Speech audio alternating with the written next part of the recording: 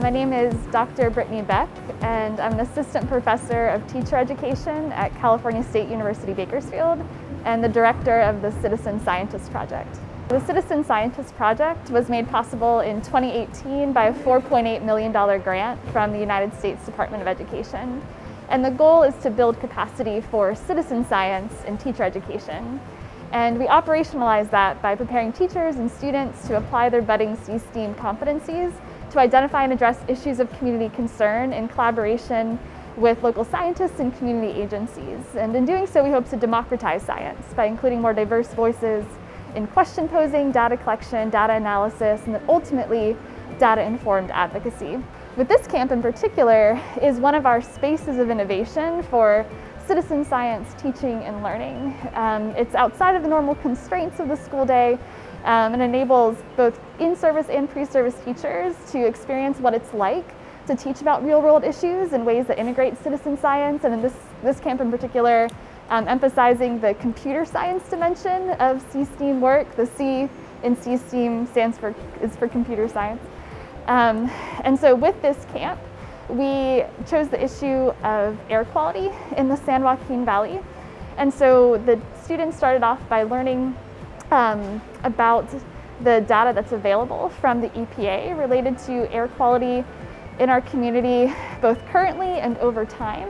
They use that data to look for trends in the air quality data and then to inform problem statements and then ultimately solutions or educational efforts to help improve the context of air quality in our community. We learned the importance of being very specific in the code for the robots since they have to do it very literally. And we also tried coding with the Robotics language, and first time we experienced working with robots for the first time and making them do certain directions.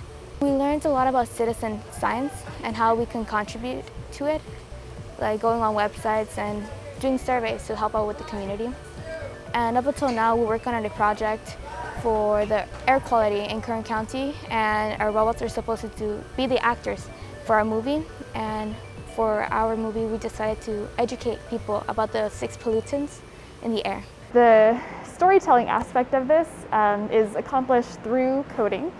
And we found that when you take like computer science or coding competencies and you wrap them in a story, it helps to build context and motivation where the story and what the students want to communicate is the driver, and then the computer science competencies are just a kind of a vehicle to use.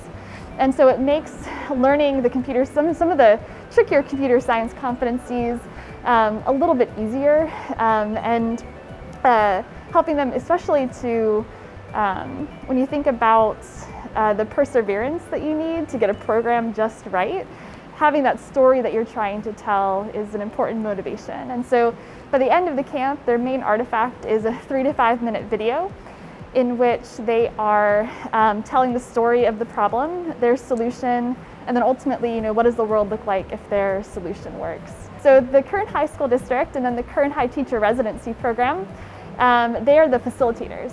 And so they're the facilitators to help facilitate the curriculum, like both develop and facilitate the curriculum.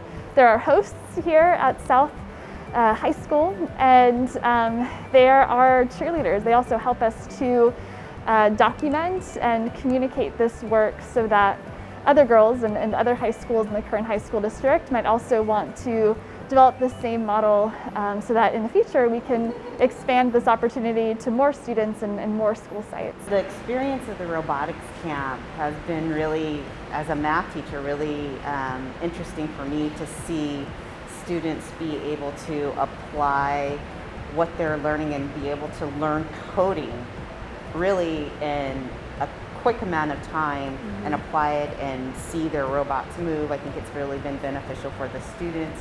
Also to see their level of engagement versus just doing regular book work.